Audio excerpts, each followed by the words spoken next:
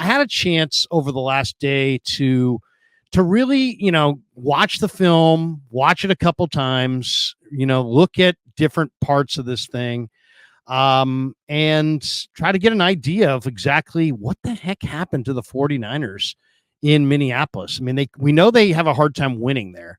But this one was, to lose to Sam Darnold, you're one of the best teams in the league, you would think, on paper, and to roll in there, and to lose to the Minnesota Vikings is a little tough to stomach, but it's early in the year, and this is the price that you pay. I mean, this is the price that I think the 49ers organization pays for not getting their work done on time like everybody else. You can say you're a model organization, but if you can't get your guys signed on time and you lose regular season games because of it, what are you a model of? How not to do things?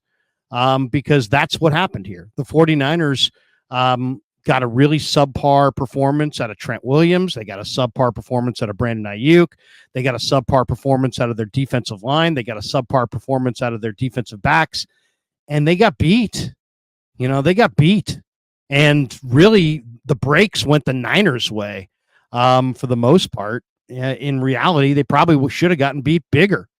There were several breaks that went their way, from the beginning of the game all the way to the end. There was a face mask where, against the Niners on Justin Jefferson, went uncalled, went totally uncalled. The Niners got a number of breaks in this game, and yet, they're gonna lose in grand fashion, except Fred Warner popped the ball out at the goal line, and gave them new life. But it wasn't like, oh man, they blew it at the end. No, they got boat raced. I mean, they got worked. They got dominated. I mean, this game was not as close as the score indicated. So that should be a rude awakening for the 49ers. And I want to show you a couple of plays right out of the chute that I think deserve to be talked about, or at least I think should be talked about. When I watched the film again, these were some of the ones that stuck out to me. Okay, first we're going to share the screen. I'm going to let you see this one. This is okay. Here we go, and I'm playing this off my Twitter. Here it is. This is the play on the goal line. This is the Sam Darnold 1st and 10 from the 10, and he hits Naylor. Naylor moves from the outside inside into the C gap, right inside the left shoulder of the Vikings tight end, between the tight end and the tackle in that C gap. And I don't know why that screwed up the Niners, but it clearly did, because Mooney Ward and Jair Brown both covered the same guy. Neither covered Naylor. It was a busted play. I mean, this is way, way too easy.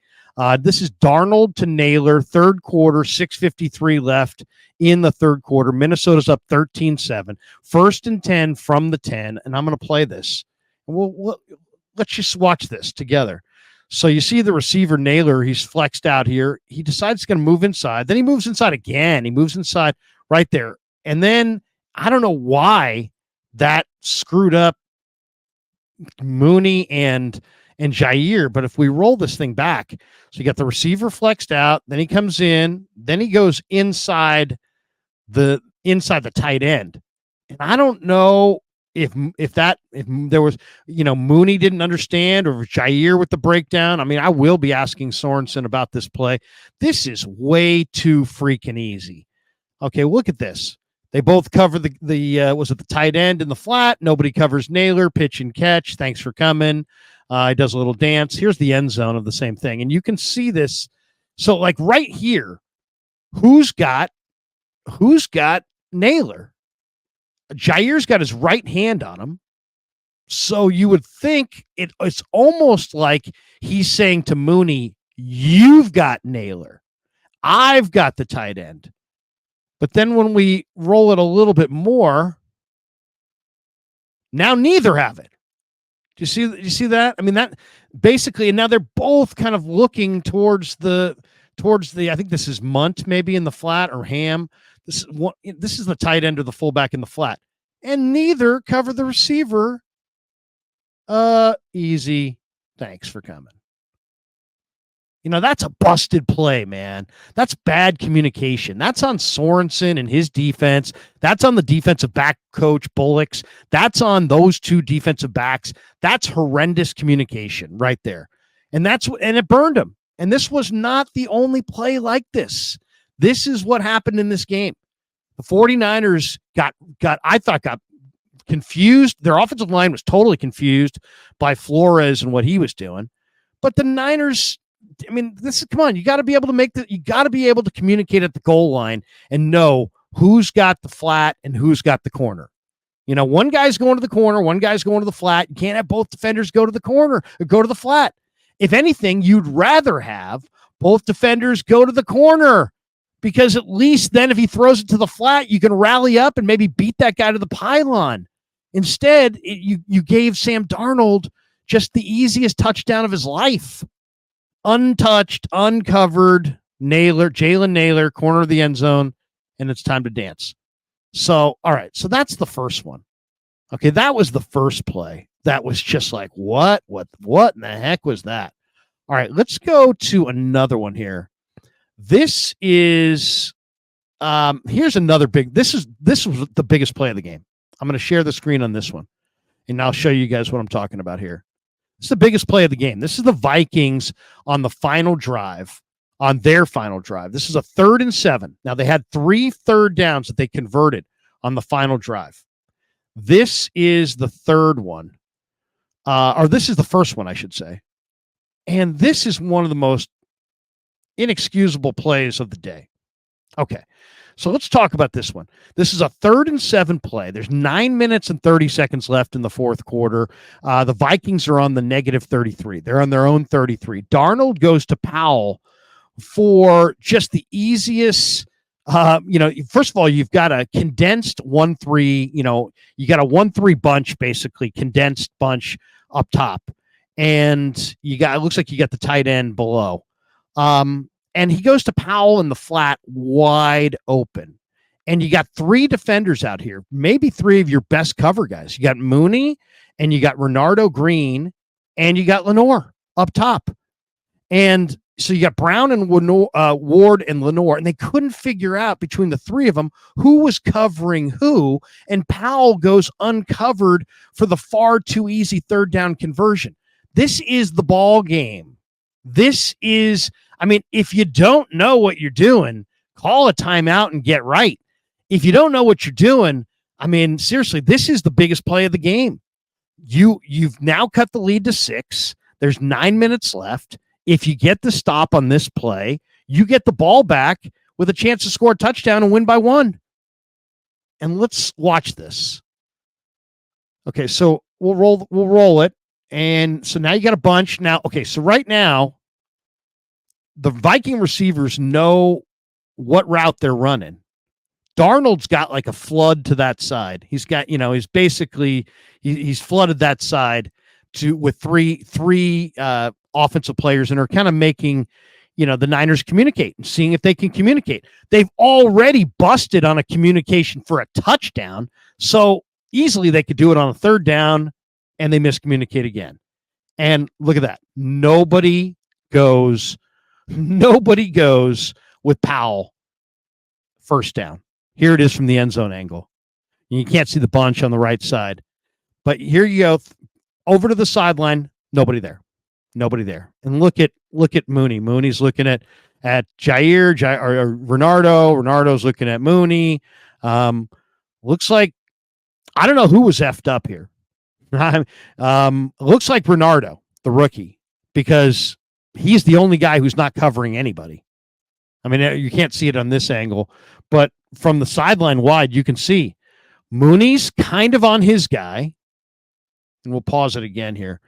But here you go. Mooney's basically on his guy, and Lenoir is on his guy. But Renardo is being kind of picked for his guy. So his guy runs out to the flat, and he's way out here. At least Lenore is with his man, and Mooney Ward is sort of with his man. If we move it slowly, you can see what I'm saying. Okay, so now you see Ward. Ward's got his man. He's bumping him. Lenore has picked his guy, and he's covering him, sort of.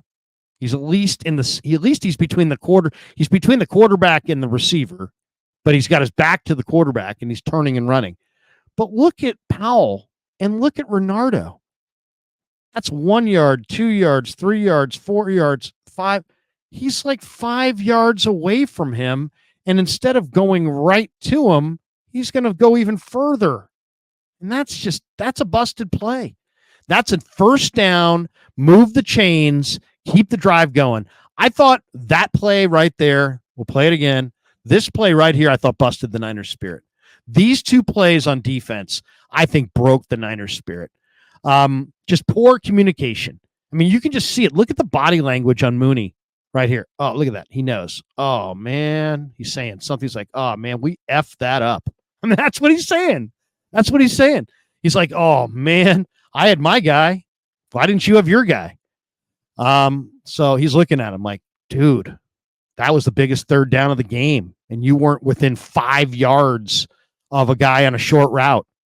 So they got to get correct on that. I'm going to show you one more that I thought was also one of the most underrated plays of the game before we welcome in the great John Dickinson, who's going to be here in a minute. We'll get Sean Turner says Larry shows up for KNBR shows on time. Easy, Sean. Relax, bud. We'll whether we were a minute late or not, we can always go a minute long. I got one more before JD jumps in. I'm going to show you guys. And this is okay, so let's get out of this one and we'll show you this last one before JD jumps in. I think this is the biggest play of the game, if not the biggest. I mean, all three of these were huge plays, but this was a very big play. And let me share the screen on this one and you guys can see what I'm talking about. This is right before half. And Sam Darnold, man, this is the game of momentum.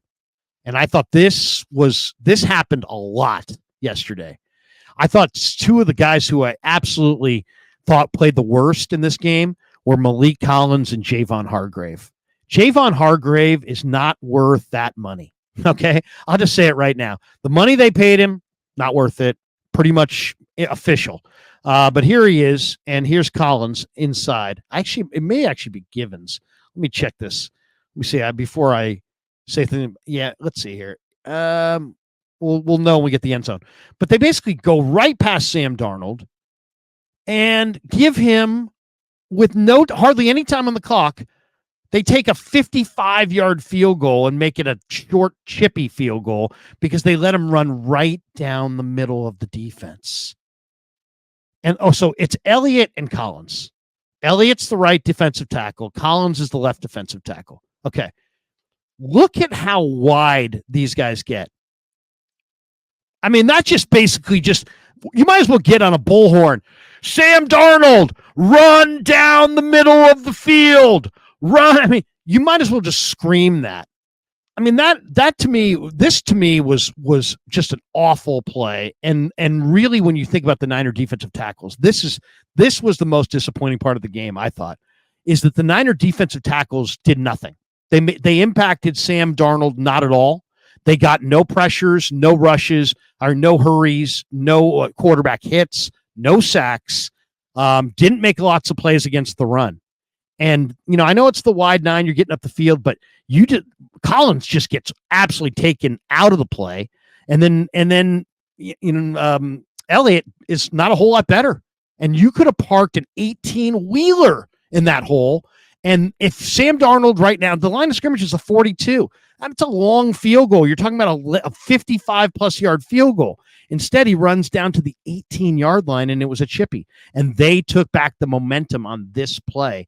And I thought it was a huge play because of it. And the Niner defensive tackles just allowed these lanes all day. Hargrave, Collins, Elliott didn't get a lot done in this game.